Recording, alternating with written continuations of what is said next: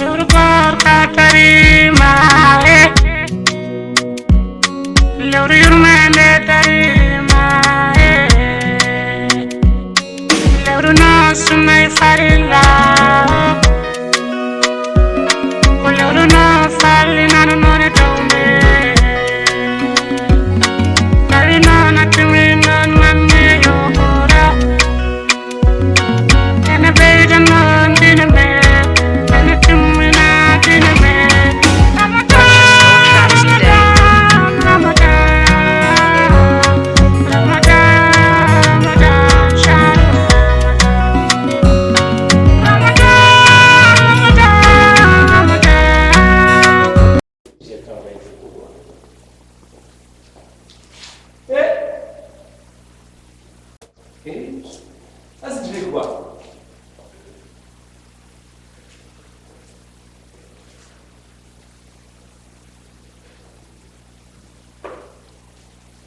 Ya Allah, je ne comprends pas ça. C'est pas Yerma qui a dit non, non, non.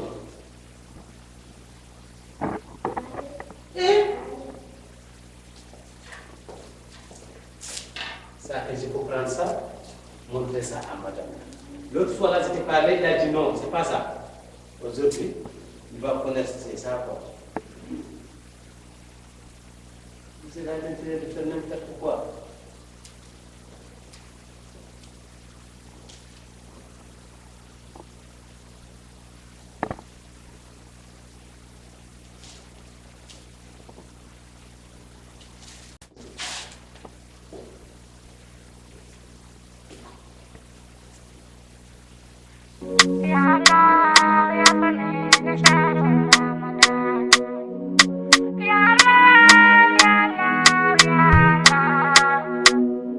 Aujourd'hui, tu vas donner de l'argent, tu vas compter tout ce qui était à la maison pour parler, tu as dit non, non. Aujourd'hui, c'est la vérité.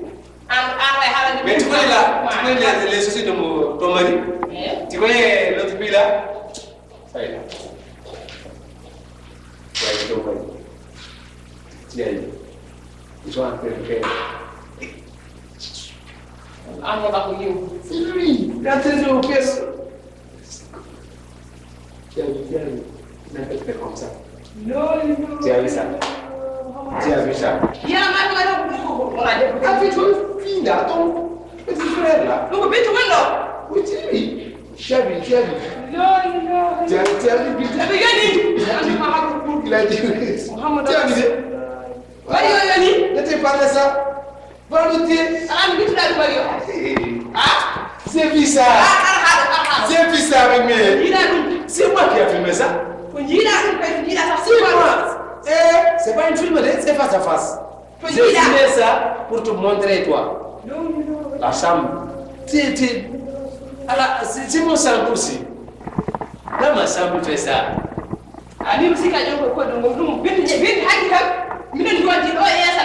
Moi, c'est bon, moi, j'ai ça pour rentrer. Je peux aller voir quelque chose. Sinon, aujourd'hui, je n'ai pas gêné. Je peux aller voir quelque chose pour que je mange.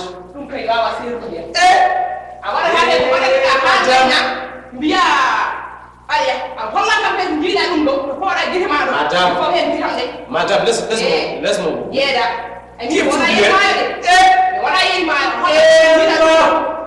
C'est ton mari qui a fait ça? Jusqu'à présent, moi je parle. Je t'ai montré, c'est ton mari qui a fait ça. Et voilà, le troisième année, tu n'es pas posé ça. Mario, ok, merci à toi. Merci. C'est ton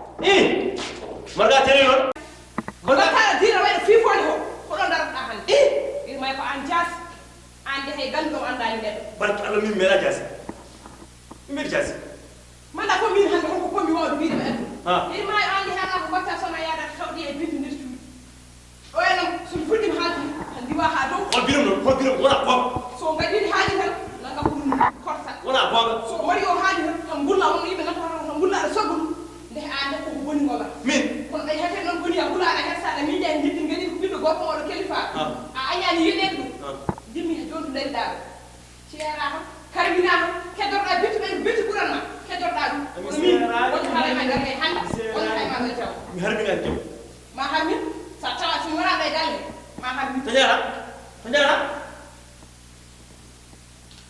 yemno onen dañi ko yimo mutel ma harmin ijam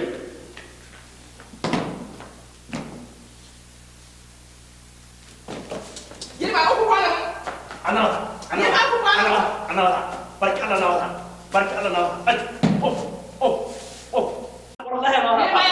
wallahi nawata pano min so ɓe hol biɗo ko noon paalami ko gettuɓe koto laaɓi hol biɗo ko noon mbiɗon ko mari yo mo gambataɗo jeeri fof o mari yo addi ɗo mbiɗa yi paɗe ma e paɗe makko jiimi onon gondi dow ngal ɗum Mario ani ɓe waɗe ɗo porka hulana het say ya resket wiya jogo binta kadi jaɓɓe nottu wona gonga way wona gonga Mario wona gonga joni kay hen Mario min komi kangal man min wona lewru porko ngomi komi kangal ha o ko kefen ko ɓeno o meeɗa haalde gonga a ussan ɗum neɗɗo watta waɗano ha gaye waɗa wone wardi Calme vous. Calme.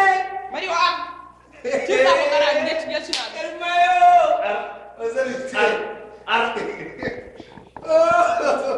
Aujourd'hui, tu es quoi? wona mbiɗa oɗo hay Mario he Mario Regarde, mbiɗa ko mbaɗi netti vidéo ko mbaɗi Écoute-moi, tu es habillé comme ça. Tu as- Mario yaltino o fenat ɓiɗomo fenat o jogori wadde fen ha bonnam ma Même moi, j'ai vu, même moi, j'ai réalisé dans la route là, j'ai fait comme ça. wona gonga mbiɗa nande cikkuɗa min no Je te connais. Regarde-moi. Mario yaltino vidéo Regarde toi. yahata C'est qui là? Qui est ça? Les soucis là, c'est pour qui les soucis là? Hein? Tu as vu ton visage et tu as interféré. ala diw kay Madame, gulla madame, tu as vu? min kay ɓeytanɗa ɗum Madame diw aussi, il est là. C'est toi qui as fait ça. J'ai toujours dit que tu laisses le final, tu as dit non, non, non. Aujourd'hui, tu es tombé dans le ciel. ala min haala minima C'est toi qui as fait ça. haala minima fuɗɗa hen woni woni an Mario ya jarama Mario a jarama ya jarama Moi, Mario. eh ga mbimani ga ɗum dokkama tana mboɗo yiya haaji ɗum komi kadi ko ga gatta komami seerma jaaha seeɗam somi seeranimane tottoɗa ɗum a nawata yirma e oppu a nawata yirma e oppu Mario Moi encore. Mario voulait quoi? Tu voulais quoi? Tu ne peux pas me laisser tout tranquille. an mbaɗinma Laisse-moi tout tranquille. kada fenama allah ko holɗum Attends-moi. suuɗam ɗo fenen hen allah ko holɗum Parce que si tu calmes pas là, je vais te tuer. mata min ala mbimi C'est toi qui as fait ça. suuɗam ɗum ɗo C'est toi qui as fait ça. suuɗam ɗum mbamma hen C'est toi qui as fait ça. C'est toi qui as fait hay sa ça. posti min hande Je peux casser ta tête. C'est toi qui as fait ça. C'est toi qui as fait ça. Tu vas mourir. C'est toi qui as fait ça. C'est toi qui as fait ça. C'est toi. C'est toi qui as fait ça. Acha Mario C'est toi qui as fait ça. C'est toi qui as fait ça. C'est toi qui as fait ça. C'est toi. C'est toi qui as fait ça. Bâtard. Tu viens de baiser le fil. Et tu as dit que je ne parle pas. Tu peux parler de ça. Tu peux parler de ça. Tu es fou. Au nom de Dieu, je peux te tuer. C'est toi qui as fait ça. Toujours c'est toi qui veux faire ça. Saute là. Saute là. Bâtard. Bâtard. Ouais, je paye mon argent. Je suis là, je paye mon argent. Je donne mon argent chaque jour. Espèce de pognon. Toi, tu me fatigues comme ça, Mario. Madame va te tuer. Il va te tuer toujours.